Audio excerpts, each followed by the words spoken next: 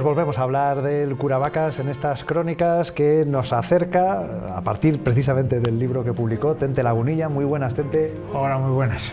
Que le tenemos de vuelta, hay que decirlo, que ha estado una temporada dando rienda suelta a su pasión por el mundo de la montaña, solo que en vez de la geografía palentina, vamos a decirlo, en la nepalí. Sí, hemos estado 3 semanitas en Nepal.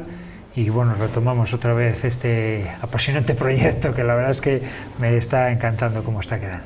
Se echaba de menos el Curavacas, entonces ahora con un nuevo capítulo lo cogemos con ganas. Un inciso que me ha llamado la atención, lo comentábamos antes, en los comentarios que la gente, iba a decir, nos puede hacer por la calle o a través de redes, en este caso precisamente en YouTube, donde alojamos estos programas, nos comentaba un telespectador, uno de los mejores restos que había en el Valle de Pineda de la Calzada Romana, se la cargaron en un momento dado haciendo unas obras para hacer un desvío.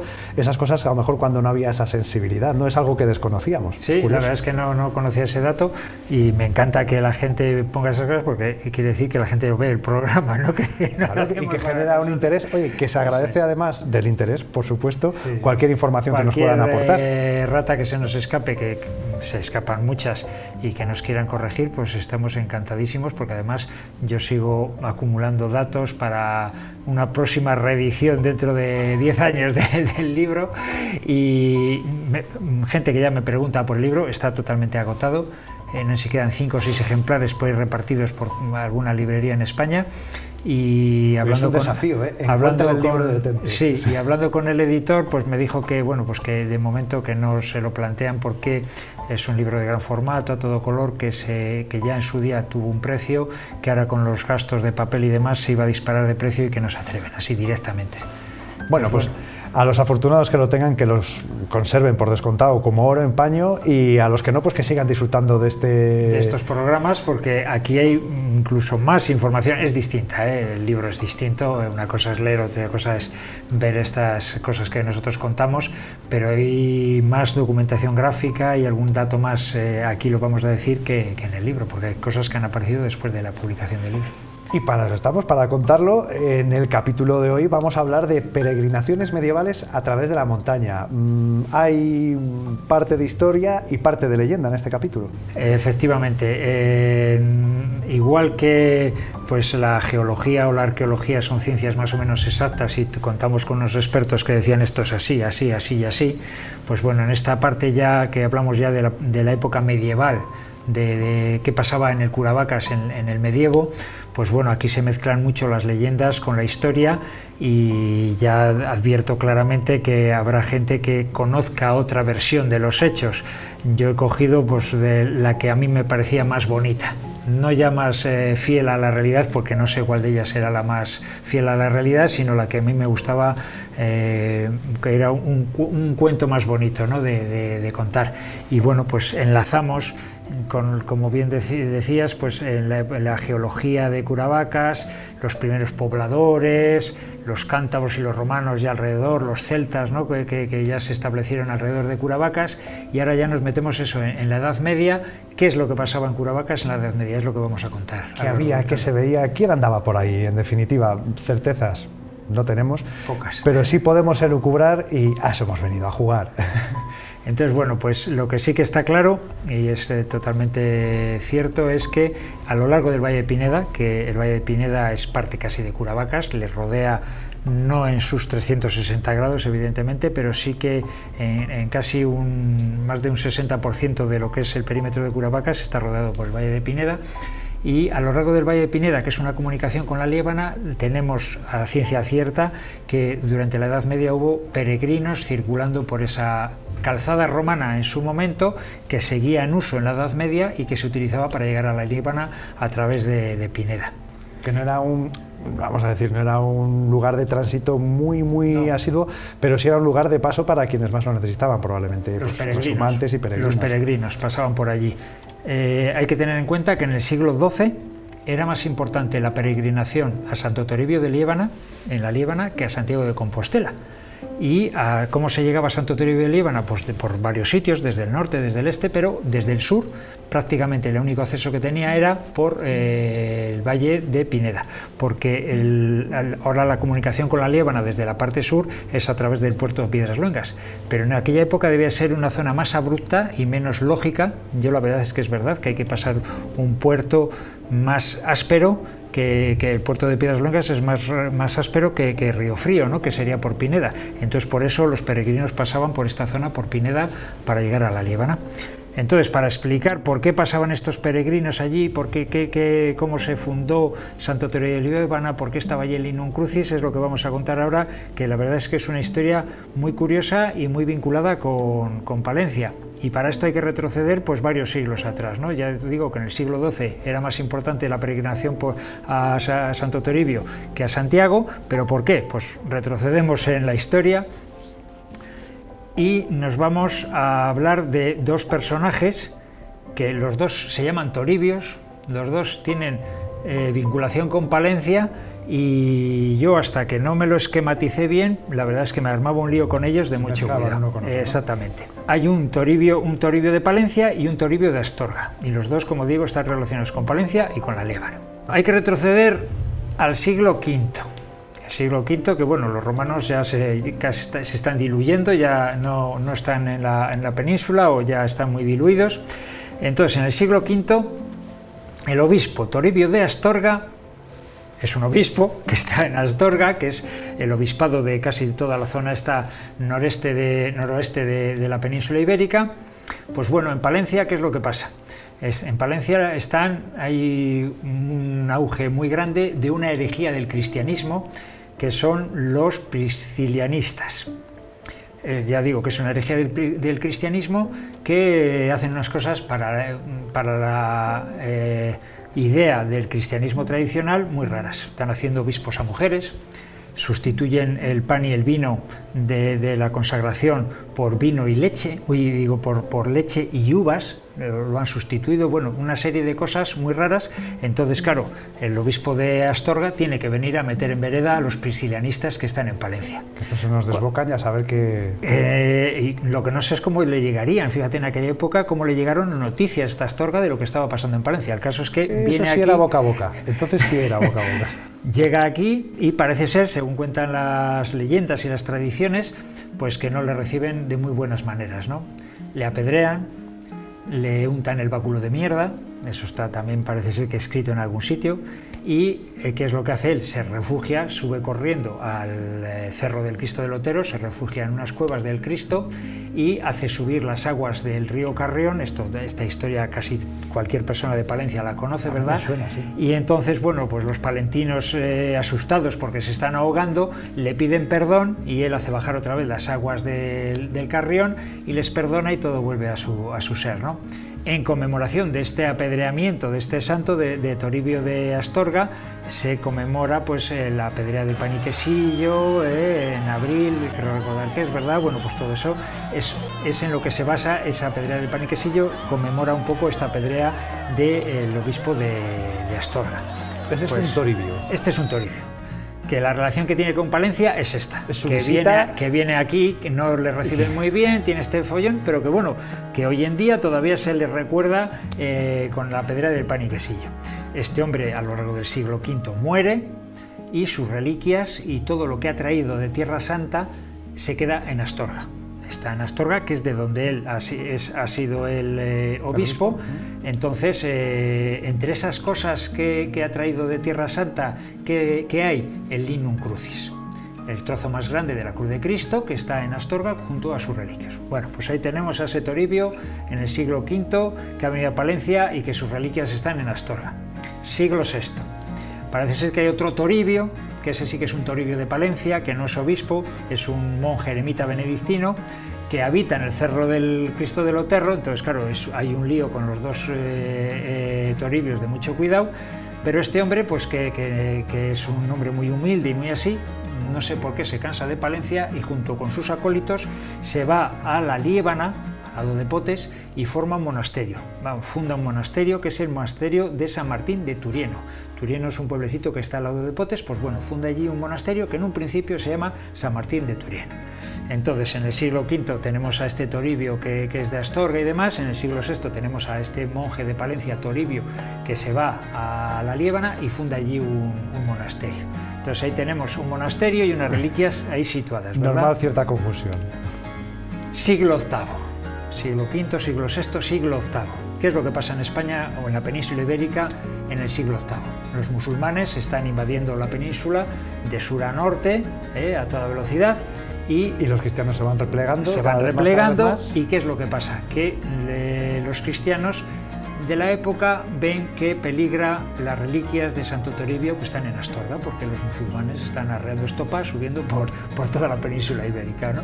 Entonces, ¿qué se les ocurre? Dice, esto hay que protegerlo, hay que esconderlo. ¿Dónde lo esconden? Lo llevamos a la Líbana, que es un sitio que en aquella época, imagínate, en el siglo VIII... Que se les ha perdido por allí a los musulmanes. ¿Cómo sería el acceso a la Líbana, ¿no? Bueno, pues eso, por el Valle de Pineda, lo más fácil, sin ningún camino, sin pueblos ni nada. Bueno, una cosa tenía que ser terrible, ¿no? Bueno, pues las reliquias de Santo Toribio de Astorga, junto con el Inum Crucis y más cositas que se había traído de Tierra Santa este hombre, se las llevan al monasterio de San Martín de Turieno, que pasa a llamarse Santo Toribio de Liébana. En un principio era benedictino, ahora me parece que son franciscanos los que lo llevan. Bueno, pues, pero bueno, en ese siglo VIII ya se refunda ese monasterio, ya cada vez es más potente y demás. ¿Qué es lo que pasa además en ese monasterio? Pues la suerte, yo creo que fue la suerte de que está el Beato de Liébana. El Beato de Liébana, que es un monje de Liébana que dibuja los comentarios al Apocalipsis de San Juan, los famosísimos Beatos de Liébana, ¿no? Que deben de ser unos libros ultra valiosos y que, bueno, pues tener aquí en la Liébana uno de ellos, pues debe de ser una auténtica joya, ¿no? Este hombre, increíblemente, también está vinculado con Palencia. ¿Por qué? Porque este Beato de Liébana, que vivió entre los años 701 a 798, vivió bastantes años para la época, sí. Pues ¿a dónde se retira cuando ya es viejito? Pues viene al monasterio de Valcabado, que está al lado de Valcabadillo, al lado de Saldaña. Todavía debe de haber restos junto al río Carrión, yo no les he visto, pero debe haber restos de este monasterio y allí es donde muere. Entonces, bueno, pues el Beato de Liébana está también algo vinculado con Palencia, no solo por haber trabajado en el monasterio que fundó un palentino, el Toribio de Palencia, sino que luego vino a morir, o a su jubilación, al monasterio de Valcabao, al lado de Valcabadillo, ¿no? Bueno, pues en el siglo XII, como hemos dicho, es más importante la peregrinación a Santo Toribio de Liébana que a Santiago de Compostela. Ahora entendemos por qué, por todo lo que había pasado. Fíjate, claro, allí está el Inum Crucis, que es una cosa pues muy importante, ¿no? El trozo más grande, lo que dice la tradición, de la cruz de Cristo. Entonces, bueno, pues todos los peregrinos que entran desde el sur pasan por el Valle de Pineda. Que por cierto, no me quiero imaginar el tamaño de la cruz, porque he oído muchísimos Inum Crucis por todo el mundo. Sí, eso lo decía mi padre, que si se juntaran todos los trozos debe hacerse una cruz de 15 por 20, ¿no? de grande. Aunque también es verdad que este trozo es grande, pero luego hay algunos por ahí que son minúsculos, casi hay que mirarlos con microscopio. Hay 5 lugares santos de la cristiandad donde se gana la indulgencia plegaria peregrinando en un año santo a ellos, ¿no? Entonces, Santo Toribio de Liébana es uno de ellos y es un sitio muy importante para la cristiandad, así, eso hay que reconocerlo, ¿no? Lo que pasa es que esto que tiene los tiempos modernos, el merchandising, Santiago vende mucho más. Exactamente, pero en aquella época, decimos, en el siglo XII es más importante todavía. Entonces, bueno, pues van muchos peregrinos a lo largo del Valle de Pineda. Para poner en contexto un poco qué pasaba en el resto del mundo, en el mundo montañero, porque Curavacas ahí sigue apartado. Todavía sin que la gente le haga mucho caso. Exactamente, estos peregrinos ni se les pasa por la imaginación. Yo sí que pienso que en esta época, ya en el medievo, ya tuvo que haber alguna ascensión, algún pastor curioso, algún pastor buscando alguna res que se le sube muy arriba, tal vez se ascendió la montaña, pero evidentemente no hay ninguna constancia de que se haya subido, ni muchísimo menos. Para poner en contexto, en esta época ya, en el siglo XII-XIII, en 1285, Pedro III de Aragón asciende al Canigó, en los Pirineos, y en 1336 el poeta italiano Petrarca alcanza la cima del Mont Ventoux, en los Alpes. Quiero decir que ya en esta época, había afición. En Europa ya había alguien que pensaba subir montañas porque sí, por el reto. Por el reto, no persiguiendo a una res, no intentando subir para una cosa militar, ya había gente que subía a esos ¿Por qué lo has sitios. hecho? Porque podía. Sí, eso es lo que diferencia el alpinismo deportivo, por decirlo así, las ascensiones deportivas de las ascensiones militares o de otro tipo de cosas, ¿no? Con una ascensión, si se hace cobrando y si se hace por un motivo palpable físico, no se considera una ascensión deportiva, no es un alpinista, ¿no? Podrá ser un militar, un científico, etcétera, etcétera. Y que un alpinista lo hace por el mero placer de ascender. Exactamente, esa es la diferencia. Pues bueno, como vemos ya en esta época, que no ya en Curavaka, supongo que en toda la cordillera cantábrica y casi en toda la península, a nadie se le había pasado por la imaginación subir a ninguna montaña, pues bueno, ya en Pirineos y en Alpes ya había alguien que había subido por el mero placer de subir, ¿verdad? Bueno, pues para atender a todos esos peregrinos, que eso es lo bonito de esta historia, para atender a todos estos peregrinos que pasaban por todo este camino de Pineda, se hicieron unos hospitales, no hospitales de enfermos, sino lo que se llama hospitales en el camino de Santiago, en el camino de Compostela o del que sea, como hospedajes, para atender a esos peregrinos. Y de eso sí que hay datos exactos, y lo voy a leer un poquito porque es curioso. La mayor parte de estas ventas u hospitales fueron hechura y propiedad de la Cofradía de San Sebastián, de Santibáñez de Resova, y la Cofradía de la Letanía de las 12 lugares de la Pernía. Esta era una fraternidad laical surgida en la Alta Edad Media para el ejercicio de la caridad en la atención y el cuidado de los viandantes, con especial dedicación hacia los pobres y peregrinos que se dirigían hacia Santo Toribio de Liébana. Ellos tenían reservados al menos 2 asientos junto a la lumbre. Así se comprende que las ventas hospitales fueran titulados con el nombre de una advocación mariana o de un santo, e incluso en algunos de ellos tuvieran una capilla a su lado. Las ventas hospitales se componían de un cobertizo, una amplia tenada, bodega y vivienda con 2 plantas. El piso de arriba estaba ocupado por unos camastros con jergones de paja de centeno. El aditamento propio de estas ventas era un campanillo que se hacía sonar en las noches frías de invierno cuando azotaba la tormenta para servir de guía a los viajeros. Entonces, bueno, pues había, y se sabe, porque están escritos, esto que te he leído está sacado de un documento, esto sí que no es fantasía, sino que es perfectamente es la prueba histórica de la existencia y de cómo se atendía. Y se sabe que estaban, cuántas había, cómo se llamaban, en estas fotografías, por ejemplo, junto a Puente Tebro, que hemos visto hemos hablado de él varias veces ya a lo largo del programa, pues bueno, pues había ya una venta. Un poquito junto a Puente la Venta, esta venta se llamaba de San Sebastián, y en estas fotografías que estamos poniendo ahí en imagen se ven todavía los corrales, se ve que allí ha habido construcciones, ¿verdad? Había la venta de San Juan en Riofrío y la de San Bernabé en el Collado de Aruz, al pie del Bistruey, ya pasando casi a la Liébana, ¿no?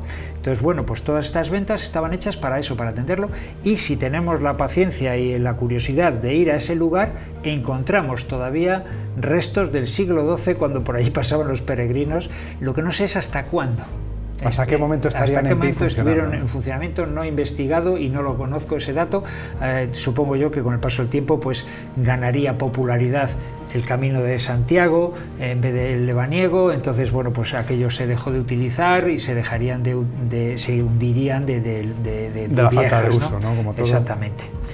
Entonces, bueno, también es verdad, también otra cosa curiosa, que es en Santa Marina, que son unas esplanadas muy grandes que hay en la curva que hace el Carrión, bordeando a Curavacas, donde se divide el Carrión con el arroyo de Aruz. Allí había un pueblo que se llamaba Despoblado de la Robla de Arbejal. Es un antiguo pueblo del siglo XIII, de la Orden de Malta, y el catastro del Marqués de la Ensenada, en 1768, habla de él. Entonces, quiero decir que también está perfectamente catalogado y registrado. Y también, si vas por allí, en estas fotografías que vemos aquí a continuación, estas fotos las he hecho yo hace 3 o 4 años, se ve todavía perfectamente las tapias de los corrales, piedras perfectamente talladas que posiblemente fueran de la iglesia que estaban en aquel pueblo de los despoblados de la Robla de Herbejal, que la verdad es que, claro, estaba tan metido en la montaña que esto pues con el tiempo pues dejó de utilizarse, y supongo yo que los que habitaban en estas zonas pues se pasarán a vivir a Vidrieros, Triollo, zonas un poquito mejor comunicadas y con inviernos menos rigurosos, ¿no? Y esto es un poco la historia de esa etapa medieval, ¿no? De esa etapa medieval. Y ya como para conclusión, o vamos, como remate final, aquí, bueno, pues en la investigación del libro, bueno, pues consultamos muchísimas fuentes, y una de ellas era pues cómo se vivía en la Edad Media en Vidrieros, Triollo, en estos pueblos, ¿no? Y si ahora nos quejamos de los impuestos, que nos acribillan a impuestos, pues bueno, como curiosidad, pues voy a leer así por encima los impuestos, partes de los impuestos que se pagaban en la Edad Media en estos pueblos de Vidrieros y Triollo, y supongo que en casi todos los de la zona, incluso en Castilla y en todos los lados. Pero en estos sitios tenemos la constancia porque lo hemos investigado, ¿no? Dice: a la dureza de las condiciones climatológicas y a la aridez del terreno montañoso se unía la necesidad de hacer frente a múltiples impuestos. Había un impuesto que se llama servicio, que se pagaba para sufragar los gastos de defensa y las expediciones de las conquistas del rey. Había otro impuesto que se llamaba infurción, en concepto de uso de las tierras que se ocupaba. Eso se pagaba al señor, no al rey.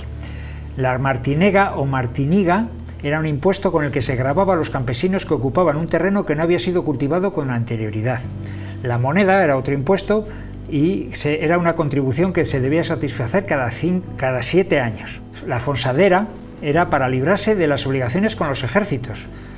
Si un labrador no quería ir al ejército, pues tenía que pagar la fonsadera. El llantar, otro impuesto, o prerrogativa de la clase señorial de alojarse en la residencia de sus vasallos y recibir alimentos para él y para sus acompañantes. Había un impuesto de humos, que se pagaba por las chimeneas que se tenían en las casas. Quiero decir que se pagaban impuestos por todo. Supongo yo que no fueran muy grandes, porque si no, no daba para tanto, ¿verdad? Pero bueno, ahora nos quejamos de que, o hay gente, yo digo muchas veces, que es que no veo dónde van. Yo ahí sí veo dónde iban. Sí, y creo que prefiero no ver dónde van. Perfectamente, que se vivan al rey y al señor feudal de la zona. Y para que hicieran lo que quisieran, básicamente. Y creo que también, en otro capítulo lo vamos a hablar de más impuestos que se pagaban. Había muchos que se pagaban a la iglesia. Los diezmos y todo aquello, que eso se debían de pagar, creo que en especias. Pero bueno, como cosa curiosa, en la Edad Media, Curavacas, pues así un poco resumiendo, no hay constancia de que se suba, hay mucho tránsito a lo largo de Pineda para ir a Santo Toribio de Liébana, que hemos visto toda la historia, y que bueno, la vida en aquellas épocas era durísima en la zona, ¿no? Porque no solo se la complicaban más con toda esta serie de impuestos. Y bueno, pues esto es la época medieval alrededor de Curavacas. Y seguiremos avanzando, será en las próximas semanas, seguiremos hablando de todo lo que tiene que ver con el Curavacas, seguiremos, como no, de la mano de Tente. Muchísimas gracias como siempre. Venga, pues un abrazo y seguimos hablando.